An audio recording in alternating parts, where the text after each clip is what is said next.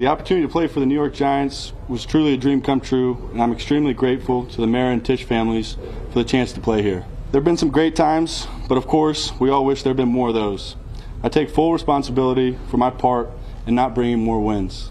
Of course, this season has been disappointing for all, and of course, I wish I could have done more. I'm 100% accountable for my part. I did not play well enough consistently enough to help the team get the results. The reality of the NFL is it's hard to win games and requires consistent performance from everyone involved.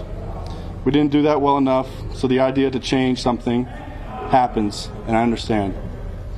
I love the game. I love being part of a team. I'm excited for the next opportunity and know that there's a lot of good football in front of me, and I'm excited about that.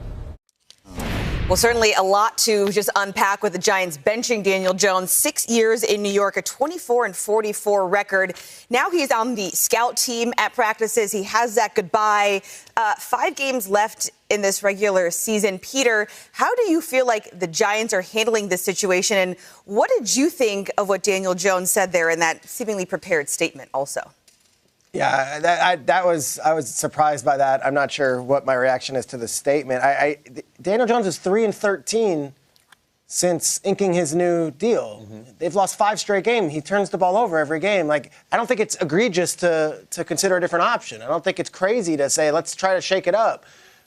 They've got 2 games in 4 days. They go to Tommy DeVito, who was in the offense last year and won 3 straight games at the same point last year. I didn't think this was going to be such a the reaction that Daniel Jones, the Supreme Court justice, I guess, was somehow removed. Like, the way that everyone's so shocked. And then Daniel gets up there on the podium, and it's like this teary farewell or something. Like, they might need you again. I'm confused. Like, is he shutting it down? Yeah. Quarterbacks get benched all the time in the league. I've seen much better quarterbacks get benched over the course of their career. That I like Daniel Jones, and I think everyone does as a person. I also think there's a scoreboard at the end of the day, and they're 2-8, and they've lost 5 straight. So let's mix it up and go to another young quarterback.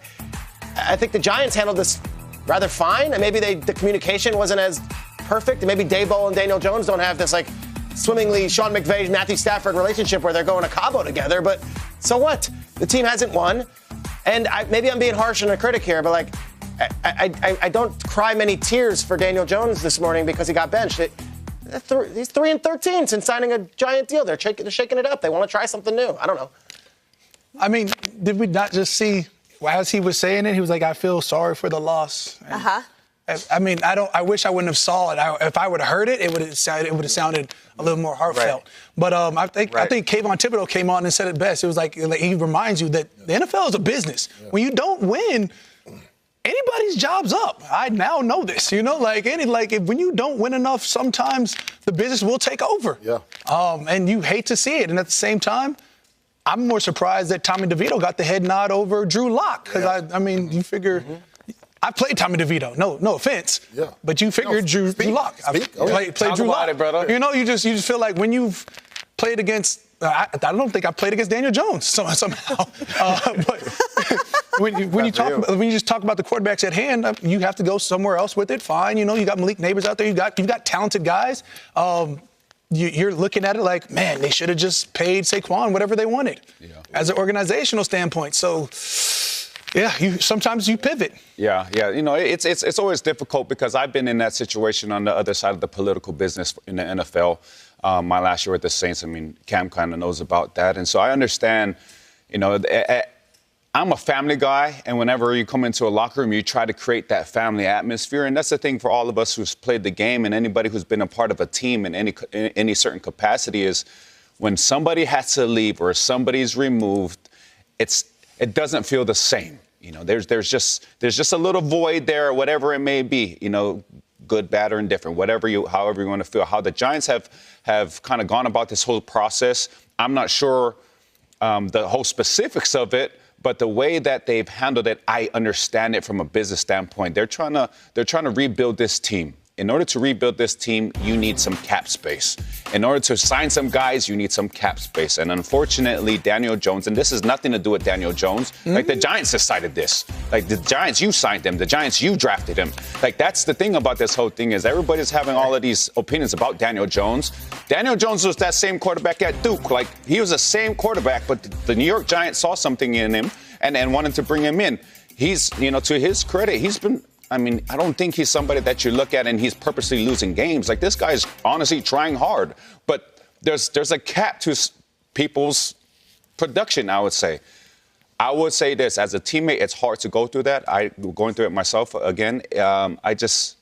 I understand with the business aspect that certain decisions have to be made. Yeah, the business decision was clear. And Peter said it, 3-13 since signing the big deal. He's the $40 million guy. And when you look at, this situation in its whole, I think there are a lot of layers to it. We know the financial aspect of it with the injury guaranteed money. We get that. Benching a quarterback, I don't think is the problem. When I look at this and I see Daniel Jones coming up with a prepared speech, that seems to me to be a little bit odd, And so I can only speculate that maybe there's some tension or whatever going on inside of that locker room. I don't know that for sure, but I'm just kind of reading between the lines because I think what happens is when there's unresolved frustration tied with high expectation, that often leads and is like the fertile ground for bitterness and resentment. I can only imagine they're going, hey, we paid this dude all this money, right? Just me just thinking out loud here. And, we paid him all this money and we're not, reaping the benefit of this. Now, if they're not saying it, if they're not, implementing certain things to help him through the way, now all of a sudden this thing starts to turn into this frustration and that frustration turns into bitterness. And now you find yourself on scout team.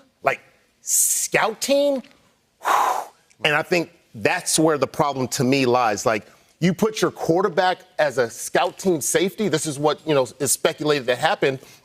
And if that's the case, that's not just being kicked out and or removed from the starting position. You're literally, and I always love when Kyle says this, Siberia, right. Like you're being like defensive Siberia. Like that to me reads as a little disrespectful. That reads to me that Daniel Jones understands that this is it. So he came in with a prepared speech so he didn't get over emotional, didn't start going sideways. I thought he handled it very well, very respectful in having a prepared speech. So he stayed on target. He thanked the family. He thanked the ownership. And I think he knows this is it for him. I hated the prepared speech. Daniel, put the card down. Just talk. Can you just talk? Can you just unplug yourself from the wall and speak as a guy who's been there 6 years? Here's how I feel. Here's my emotions. And speaking of emotions, what is this? Was that Lou Gehrig at Yankee Stadium? What was that? This is a terrible decision the Giants made only worse by the decision to extend him. It's a really bad era of Giants football. Daniel Jones had 6 years, multiple coaches, multiple receivers. Players get benched. You weren't good enough. You made a ton of money. Now just move on. And you know what? Just say, hey, thanks. I wish it had worked out better. Drop the mic. Get off. I hated that moment. I hate even more this crazy emotional reaction to it. This is not a sympathetic figure, guys, at all. He's given every opportunity and every dollar to win, and he couldn't. That's football.